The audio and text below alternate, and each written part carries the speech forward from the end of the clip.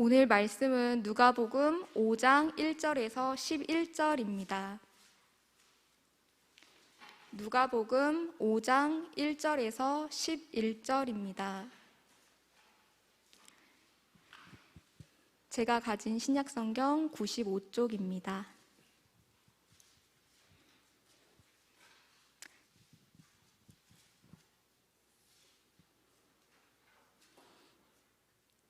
저와 여러분이 한 절씩 교독하신 후 마지막 절은 합독하겠습니다. 무리가 몰려와서 하나님의 말씀을 들을새 예수는 게네사렛 호숫가에 서서 호숫가에 배 두 척이 있는 것을 보시니 어부들은 배에서 나와서 그물을 씻는지라. 예수께서 한 배에 오르시니 그 배는 시몬의 배라. 육지에서 조금 떼기를 청하시고 앉으사 배에서 무리를 가르치시더니 말씀을 마치시고 시몬에게 이르시되 깊은 데로 가서 그물을 내려 고기를 잡으라. 시몬이 대답하여 이르되 선생님, 우리들이 밤을 새도록 수고하였으되 잡은 것이 없지만은 말씀에 의지하여 내가 그물을 내리이다 하고 그렇게 하니 고기를 잡은 것이 심히 많아 그물이 찢어지는지라.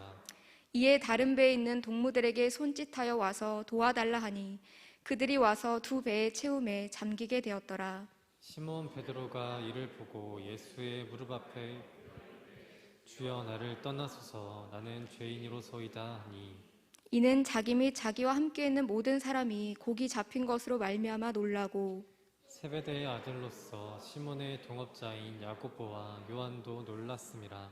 예수께서 시몬에게 이르시되 무서워하지 말라. 이제 후로는 내가 사람을 취하리라 하시니 그들이 배들을 육지에 대고 모든 것을 버려두고 예수를 따르니라. 아멘. 아멘. 너는 마음을 다하여 여호와를 신뢰하고 내 명철을 의지하지 말라. 너는 범사에 그를 인정하라. 그리하면 내 길을 지도하시리라. 이 약속의 말씀으로 오늘 희경자매 기도해 주신 것처럼 진로 문제, 취업 문제, 결혼 문제, 경제적 문제, 건강의 문제 등 참 하나님의 인도하심을 받아야 되는 많은 의사결정권 가운데 있는 우리 청년들에게 이 말씀이 약속의 말씀이 되어서 내 명철을 의지하지 않고 내 지혜를 의지하지 않고 오직 여호와 하나님을 의지함으로 그 길을 선하게 인도받는 그 축복이 여러분에게 임하기를 원합니다. 아멘.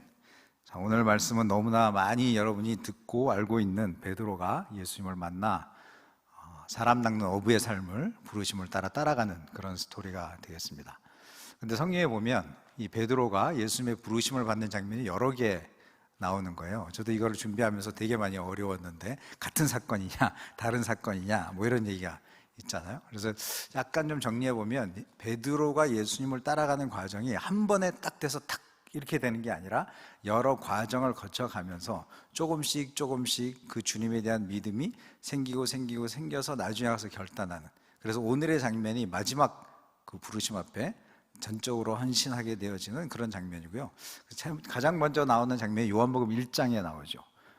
그 동생 안드레가 세례 요한의 제자였습니다. 그래서 예수님을 만나고 났더니 아, 저분이 메시아구나 라는 확신이 들어서 바로 자기 형 베드로를 데려가서 예수님께 소개하는 장면이 요한복음 1장 42절에 나오죠. 데리고 예수께로 오니 예수께서 보시고 이르시되 내가 요한의 아들 시몬이니 장차 게바라 하리라. 게바가 바로 베드로란 그런 뜻이죠. 그때 예수님이 그의 모습을 보시고 장래의 희망적인 메시지를 처음 주시죠. 그러다가 두 번째로 마태복음 4장에 나오는데, 사실 이 이야기는 어느 자료들에 보면 지금 우리가 읽었던 누가복음 5장과 같은 이야기를 쓰는 사람의 관점에 따라 다르게 썼다라고 말하는데, 또 이렇게 좀 더 깊이 연구하시는 분들에 보면 이거는 별개의 사건이다 이렇게 얘기를 하는 거예요. 그러니까 되게 어떤 면에서 다른가 한번 보면 마태복음 4장 한번 띄워보실래요? 자, 여기서 보면 베드로와 안드레가 그물을 던지는 장면이 이렇게 나옵니다. 그렇죠? 고기를 잡고 있었던 장면이죠. 오늘 우리가 읽었던 장면은 그물을 밤새 고기를 못 잡고 이제 그물을 씻고 있는 장면이에요. 그러니까 고기를 잡던 것을 다 끝내고 이제 내일을 위해서 준비하는 장면이 오늘이었다면, 마태복음 4장에 나오는 장면은 계속 해변가에서 그물을 던지고 고기를 잡고 있는 장면인 거죠. 그러니까 장면이 되게 다르죠. 그래서 이 이야기는 두 개로 나눠서 봐야 된다라는 게 정통적인 해석이다 이렇게 되어져 있습니다. 근데 4장 19절 우리가 너무 잘 아는 대로 너는 나를 따라오너라 내가 너희를 사람만한 어부가 되게 하리라 하시니 그들이 그물을 버려두고 예수를 따르니라. 이렇게 돼 있어요. 그러면 마지막에 모든 것을 버려두고 예수를 따르는 게 똑같은 모습이잖아요. 그러니까 이게 같은 사건이다라고 볼 수 있는데, 전체적으로 해석을 해보면 첫 번째 마태복음 4장에서 베드로는 그물을 내려두고 예수를 따랐지만 어느 순간에 무슨 이유인지 모르지만 다시 자기 생업으로 돌아와 있는 거예요. 오늘의 모습이. 그래서 한번 우리가 결단한다고 해서 예수의 제자를 확실하게 산다, 이거 보장할 수 없다는 거죠. 그래서 우리의 믿음은 한 번 딱 되는 게 아니라 점진적 시간을 통해서 계속 더 확신이 되어가는 게 정상적이지 않을까. 제가 최근에 교회에서 수요일 날 예배 때 설교했던 아브라함의 믿음도 저는 그렇게 같이 이해가 되는 거예요.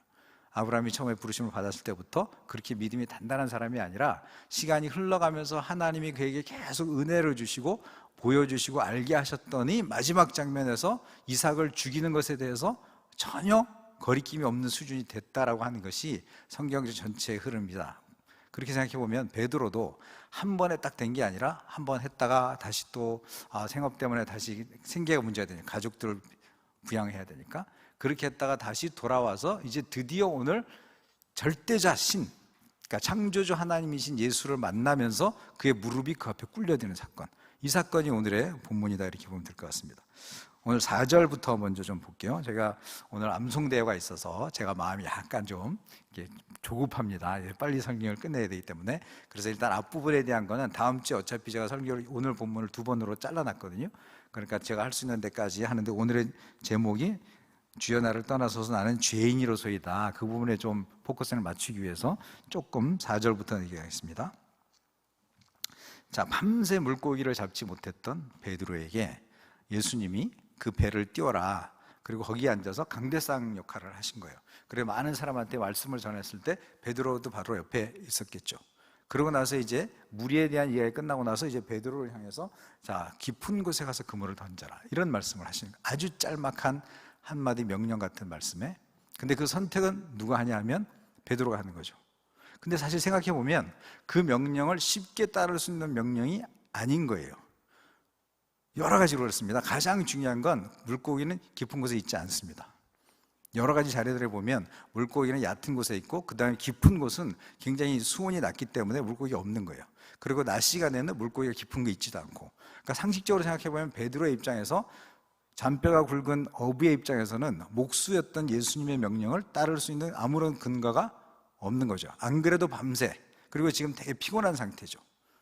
그물을 다 씻어놓은 상태. 이걸 다시 한번 또 던졌다가 다시 또 그렸다가 다시 또 씻는다는 것은 어마어마한 노동을 다시 해야 되는, 정말 하기 싫은, 몸도 지쳐있고 또 이미 그물을 다 씻어놨고 또 상식적으로 자기가 여태까지 살아오면서 경험했던 그런 갈릴리의 상황으로 보면 절대 고기를 잡을 수 있지 않은 상황의 이야기인 거죠.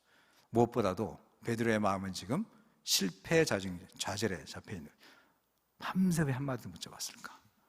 너무너무 고단한 인생 가운데 있는 그때 생각지도 않은 명령을 받았는데, 정말 놀라운 것은 우리 같았으면 아유 다음번에 하시죠, 제가 그물 다 씻어놓고 너무 피곤해서 오늘은 집에 가서 좀 쉬어야 될 것 같습니다, 다음 기회 주시면 제가 한번 그때, 아니면 밤에 오시죠. 저희는 고기를 항상 밤에 잡습니다.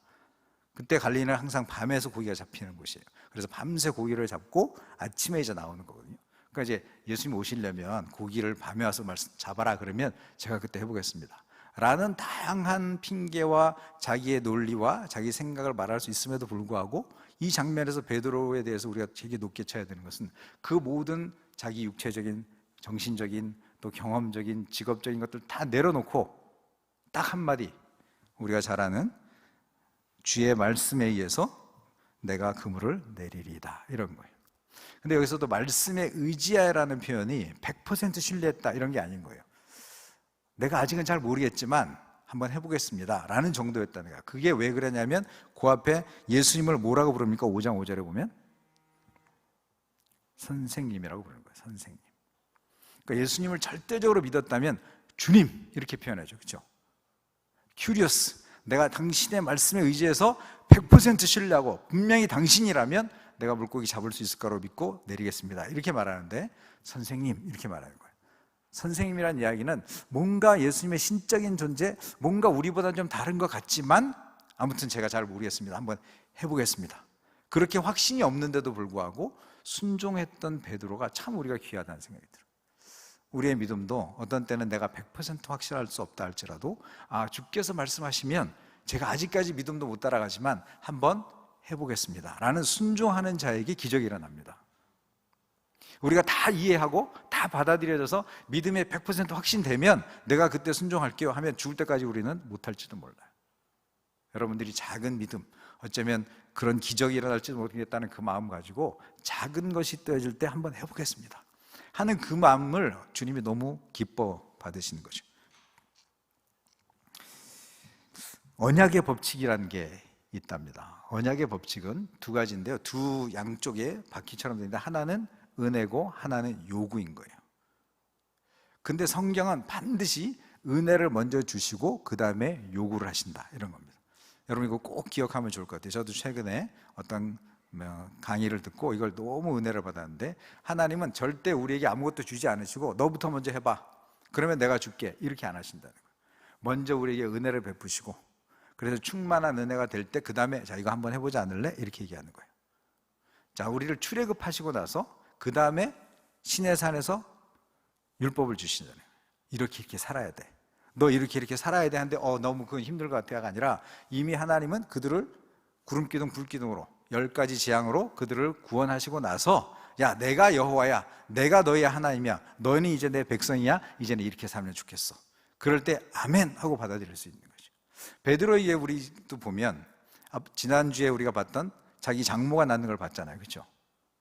그 열병 가운데 있는 베드로의 장모를 예수님이 그 자리에서 바로 일으키시는 그 장면을 직접 본 거죠. 야 정말 저분이라면. 그리고 또 하나는 그가 베드로의 배를 타고 있을 때 예수님이 말씀하실 때 베드로 뭐 했을까요? 듣기 시작했죠. 말씀을 들으면서 점점점 그 말씀의 은혜를 받기 시작하는 거예요. 그 두 가지의 조건이 그 베드로에게 있었기 때문에, 은혜를 먼저 베풀어 주셨기 때문에 그 다음에 네가 이거 한번 해보지 않을래? 라고 했을 때 제가 한번 말씀에 의지해서 한번 해보겠습니다 라는 결단했다는 거죠. 우리 청년들이 저는 말씀을 듣는 자만 되지 않았으면 좋겠습니다. 그 말씀 앞에 작은 거 하나라도, 오늘 설교, 오늘 큐티 그 속에서, 오늘 통독 그 속에서 하나라도 하나님 내가 이거 한번 적용해 볼게요, 이거 한번 따라 해볼게요 라고 할 때 우리 안에 기적이 일어나고 성장이 일어나고 하나님을 경험하게 되는 거지, 그냥 계속 듣기만 해, 계속 귀만 커져. 그렇게 됐을 때는 그냥 지식만 늘어나는 거예요. 여기에 계급장 막 이렇게 다다닥 붙어가지고, 왜 그 북한 장군들 보셨죠? 여기 막 여기서부터 여기까지 그냥 막 다다다닥 돼 있잖아요. 어쩌면 우리도 나 이렇게 이런 세미나 들었고 저것도 들었고 말씀도 알고 다 알고 있어 라고 했는데 정작 자기 삶은 하나도 달라지지 않다면 변화가 하나도 일어나지 않는 것이. 베드로는 그런 면에서 순종할 줄 알았던 사람인 것 같습니다. 요한복음 14장 21절 말씀 한번 같이, 이 말씀을 같이 한번 읽어볼까요? 나의 계명을 지키는 자라야 나를 사랑하는 자니, 나를 사랑하는 자는 내 아버지께 사랑을 받을 것이요 나도 그를 사랑하여 그에게 나를 나타내리라. 아멘. 우리가 예수님을 사랑한다면 말씀을 순종해야 된다는 거예요. 우리는 예수님을 사랑한다고 말하면서 율법이나 말씀을 따라서 하나도 순종한다, 따라 살지 않는다 그러면 예수님을 사랑하는 게 아니라는 거죠. 예수님을 사랑한다는 것은 말로만 하는 것이 아니라 내 삶을 통해서 구체적으로 순종해 나가고 적용해 나갈 때 예수님을 사랑하는 거다 이런 거죠.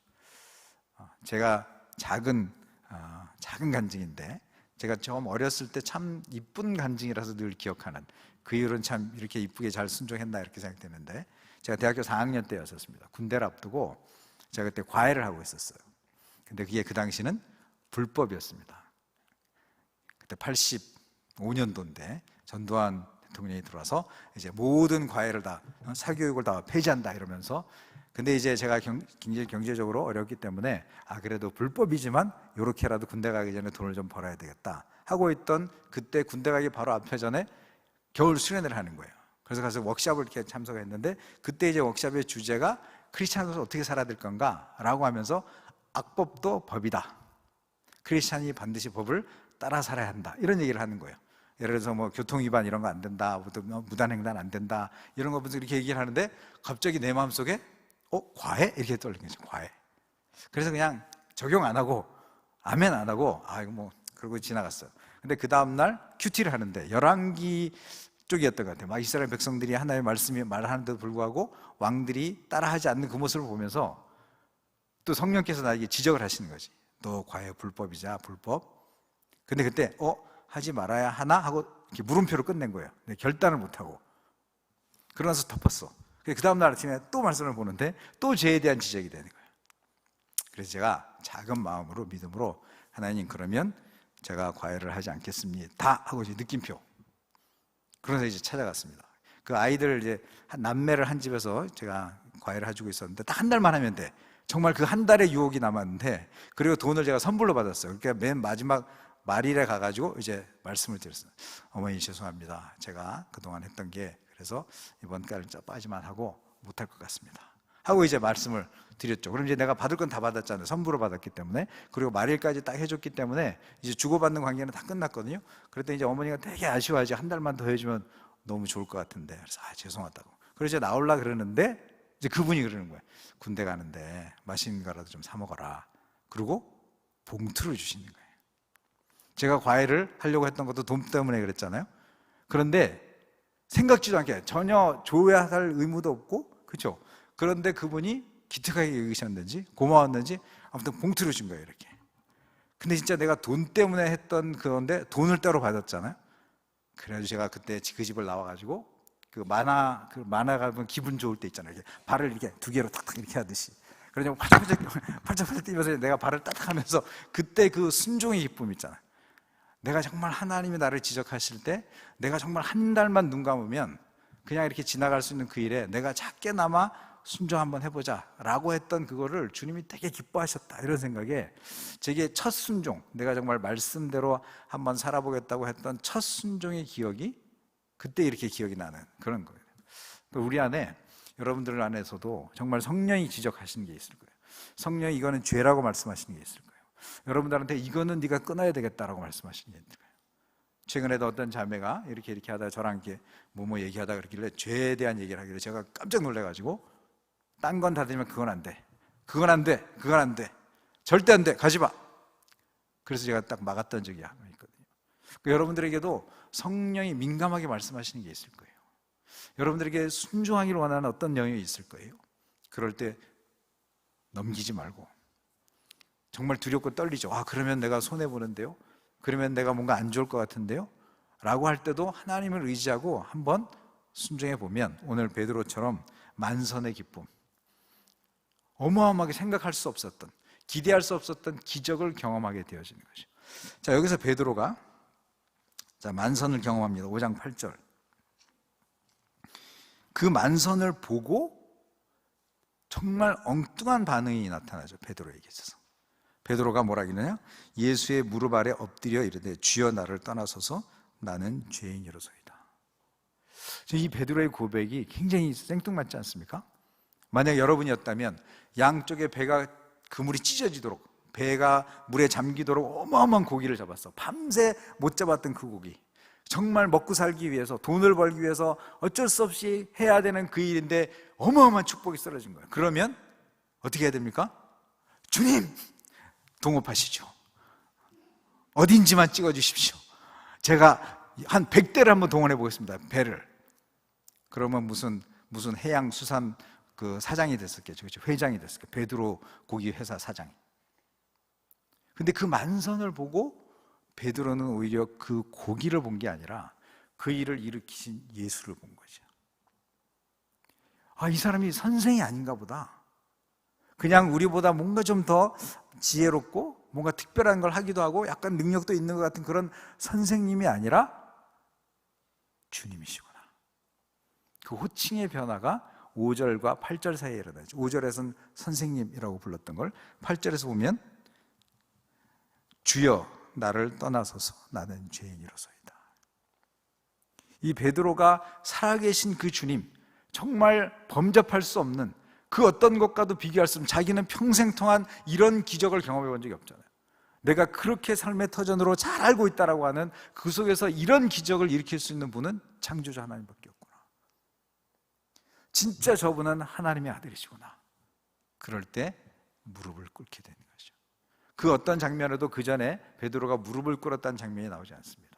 그 전에는 그저 네 알겠습니다, 해보겠습니다, 따라 해볼게요, 이런 정도 수준이었는데 이제는 그 살아계신 하나님의 아들을 경험하고 두렵고 떨리는 그 살아계신 하나님을 만나는 것 같은 그 존재 앞에 무릎이 꿇어지는 거죠.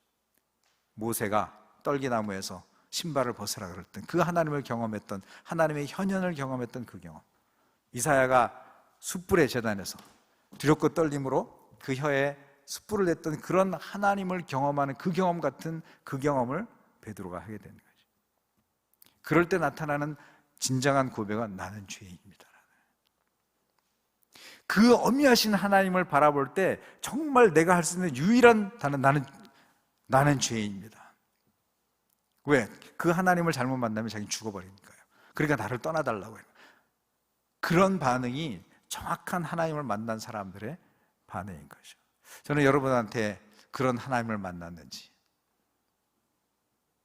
그분 앞에 엎드릴 수밖에 없는 그 놀라운 하나님, 비교할 수 없는 가장 존귀하신, 오늘 우리 찬양팀이 찬양을 불러줬던 주의 존전 앞에, 그분 앞에 무릎 꿇을 수밖에 없는 그 위대하신 하나님의 아들, 그분을 우리가 만나고 있는 건지, 아니면 그저 종교생활, 어쩌면 이 중에 여러분들 중에 많은 분들이 모태신앙이었을 텐데 그냥 습관이기 때문에, 문화이기 때문에 나는 지금 이 시간에 예배를 드리고 있지 않은지, 진지하게 여러분들이 한번 하나님, 정말 베드로가 만났던 그 위대한 창조주 예수 그리스도를 만난 그 경험이 나에게도 있게 해주십시오. 그래서 당신 앞에 내가 완전히 굴복하고 내게 경험, 내 지식, 그 어떤 것들도 다 자랑하지 않고 오직 주님만 찬양하고 주님만 믿는 믿음이 내 안에 있게 도와주십시오. 그 고백이 우리 안에 있기를, 여러분이 그런 기도를 하셨으면 좋겠다, 이런 생각이 듭니다. 하나님의 살아계심을 만난 사람들은 다 자기가 죄인이라는 고백을 하게 되는 거예요. 여러분은 당신 하나님 앞에서 나는 진정한 죄인입니다 라는 고백을 해보셨나요? 근데 그 죄라는 게 뭐냐가 되게 중요합니다. 사실 우리가 다른 사람한테 전도할 때 당신이 죄인입니다 그러면요, 많은 사람이 반발이 탁 나오죠. 내가 무슨 죄를 졌다고요? 나 죄인 아니에요 이러잖아요. 그럴 때 우리가 그 죄에 대한 정의를 잘못 내리면 이렇게 반발이 되는 거예요. 우리가 도덕적으로 성경에서 말하지 않는, 예를 들어서 일반 회사나 아니면 국가에서 말하는 그 죄를 가지고 이 사람이 죄인이라고 접근하면 그런 얘기가 나오는 거예요. 성경은 그걸 죄라고 말하지 않습니다. 그것은 죄의 결과인 것이죠. 이해되세요? 우리가 죄인이기 때문에 나타난 죄의 결과일 뿐이지, 그 죄의 결과가 안 나타났다고 해서 그 사람이 죄인이 아닌 건 아닌 거죠. 그럴 때 그럼 성경이 말하는 죄가 뭐냐면, 요한복음 16장 9절, 매우 중요한 구절은 여러분 꼭 기억하셨으면 좋겠는데요. 죄에 대하여라 함은 그들이 나를 믿지 아니하며. 이해되세요? 예수님을 믿지 않는 거가 죄라는 거예요. 그게 왜 죄냐? 우리를 만드신 분인데, 우리를 창조하신 분인데 그 창조주를 피조물이 인정하지 않는다는 거예요. 그게 얼마나 큰 죄입니까? 나의 나됨을, 나의 근본, 나의 오리진을 인정하지 않는 태도, 그게 죄라는 거거든요. 나는 하나님으로부터 만들어진, 하나님은 나의 창조주십니다. 하나님은 나의 나는 그분의 피조물입니다. 그러므로 나는 하나님을 떠나서 살 수 없는 존재입니다 라는 것을 인정하는 것이 죄에서 벗어나는 길인데, 나는 하나님 없이도 살 수 있습니다. 나는 어떻게 생겨난지 잘 모르겠지만 또 학교에서 가르치는 거 보니까 그럴듯해 보이니까 그런 진화론이 맞는 것 같아요. 창조주 하나님이 있는지 없는지 잘 모르겠어요. 그런 것까지는 신경 쓰고 싶지 않아요. 나한테 그렇게 복잡한 얘기 하지 마십시오 라고 말하는, 그게 죄라는 거거든요.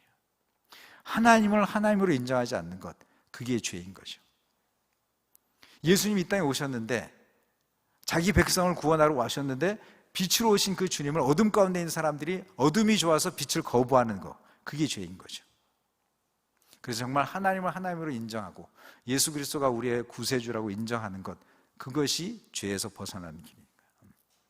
그게 근본적 죄를, 성경은 근본적 죄를 말하지 도덕적 죄를 가지고 죄인이라고 얘기하지 않습니다. 근데 우리가 도덕적 죄인을 생각해 보면 내가 죄인이기 때문에 저렇게 되는 거지 라고 하는 생각을 할 수 있겠죠. 제가 개인적으로 이 베드로를 이렇게 생각해 보면, 베드로가 여러 과정을 거쳐서 이렇게 됐다 그랬잖아요. 그래서 여러분이 잘 아는 것처럼 너는 나를 따라와라. 오늘 말씀에서는 이제후로는 내가 사람을 취하리라 하시니 그들이 베드로 육지에 대고 모든 것을 버려두고 예수를 따랐다. 이런 표현이 나오죠. 베드로는 지난번에도 한번 따랐지만 이번에는 확실하게 따르는 마지막 장면인데 어떻게 그럴 수 있었을까라고 하는 것은 베드로의 영적 체험인 거죠. 그냥 머리로만 알고 들었던 그런 말씀이 아니라 자기의 삶에 직접 체험되어진 하나님, 자기 눈앞에 보여지는 그 하나님을 직접 보고 그 앞에 무릎을 꿇고 그래서 정말 예수를 따르는 삶이 저 물고기를 따르고 저 물고기를 잡는 삶과 비교할 수 없는 가장 가치 있는 인생이기 때문에 그 모든 것을 버려두고 따를 수 있었다는 거예요.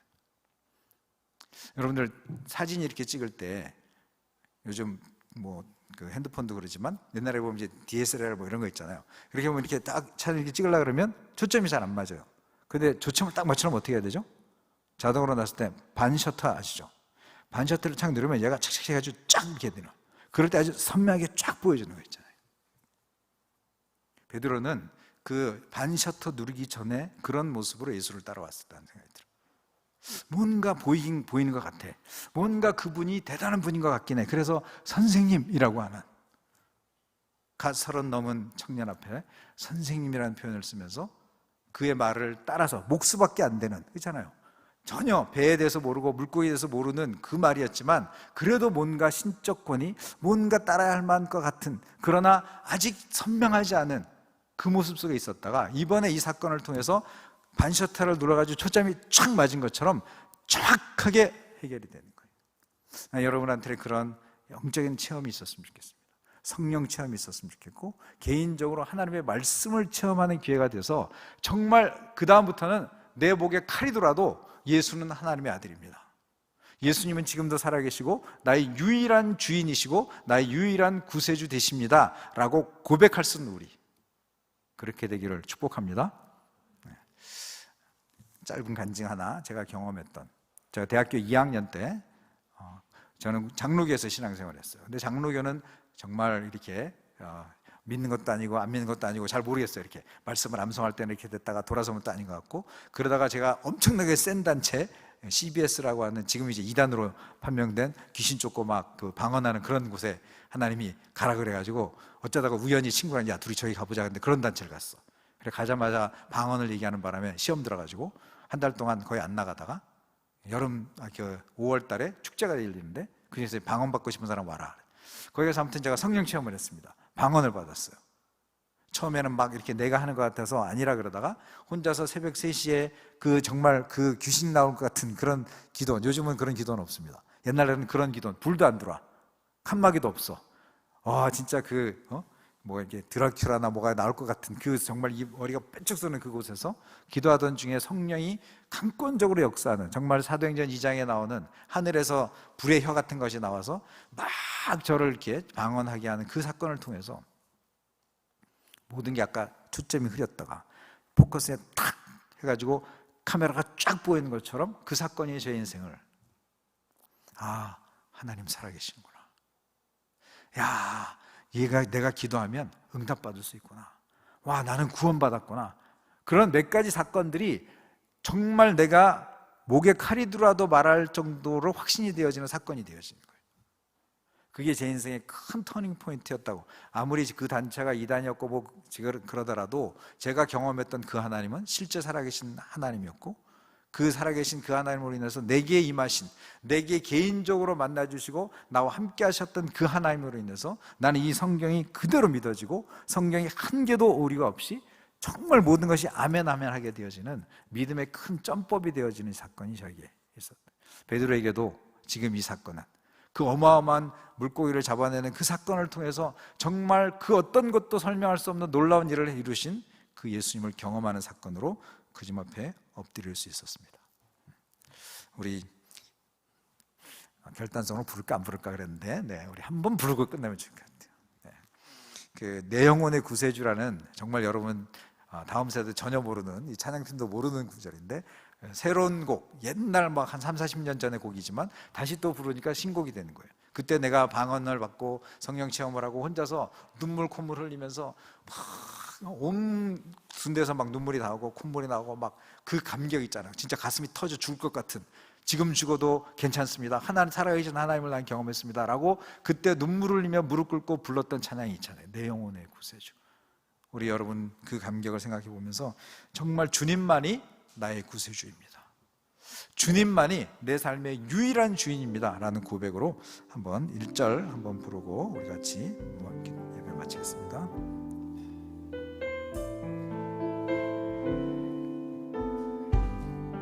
내 영혼의 구세주, 내 영혼의 구세주,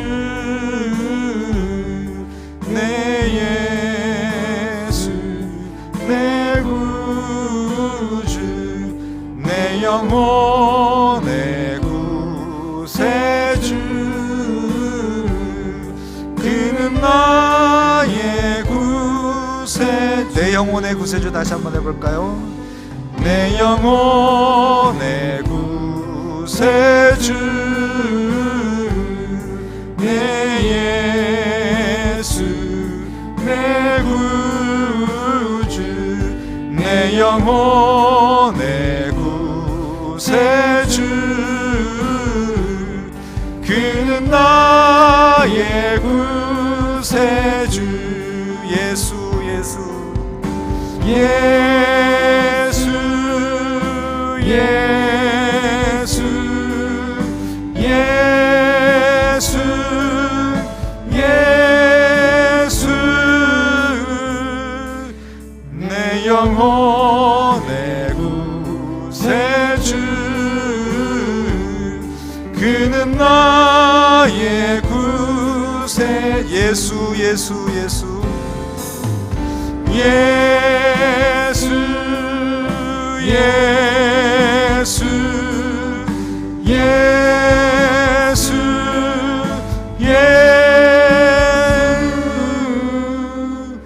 내 영혼의 구세주,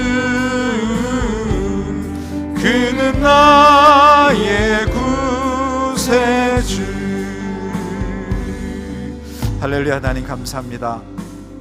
우리 영혼의 영원한 구세주 되시는 예수님을 만나는 축복을 우리 가운데 주셔서 주는 그리스도시요 살아계신 하나님의 아들입니다라고 고백한 그 베드로의 고백이 우리 고백되게 하시니 주님 감사합니다. 하나님, 그래서 온 것들을 다 내려버리고 오직 예수만 따랐던 베드로처럼 예수님을 따르는 것보다 더 중요한 가치가 우리 인생 가운데 있지 않도록 축복하여 주옵소서. 귀한 예물을 드린 귀한 손길도 축복하시고 하나님의 영광을 나타내 보여 주옵소서. 감사하며 예수님 이름으로 기도합니다. 아멘.